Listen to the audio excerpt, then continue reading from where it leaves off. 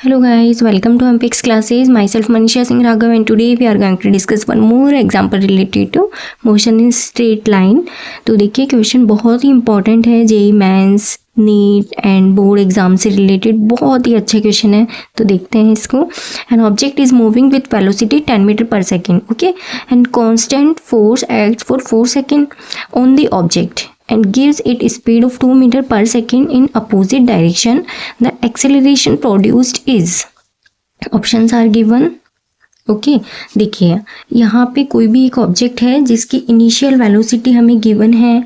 Initial velocity is 10 metre पर second. Yes, an object is moving with velocity 10 metre पर second. Constant force acts for 4 second और time हमें given है कि कोई भी एक फोर्स है, कांस्टेंट फोर्स, जो कि 4 सेकेंड के लिए उस ऑब्जेक्ट पे वर्क कर रहा है, एक्ट कर रहा है on the object and gives it speed of 2 metre पर सेकेंड इन अपोजिट डायरेक्शन.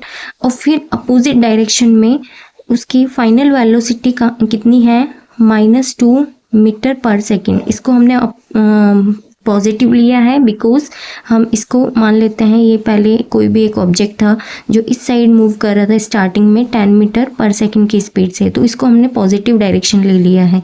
ठीक है, बाद में इस पर एक फोर्स एक्ट करता है और यही ऑब्जेक्ट इस साइड अपोजिट डायरेक्शन में जाना स्टार्ट करता है विद वेलोसिटी 2 मीटर पर second.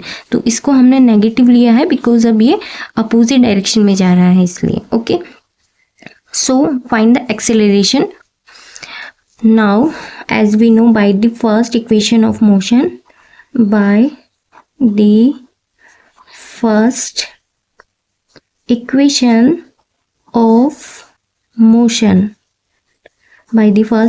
of motion, V is equals to U plus AT, where V is final velocity, U is initial velocity, A is acceleration and T is time taken. So V is -2. Now substitute the value in this equation. -2 U 10 plus A is not given, so we are to find here acceleration and time T is 4. Yes, now calculate -12. 10 को यहाँ लाएंगे, -12 A multiply 4, 4A हो जाएगा.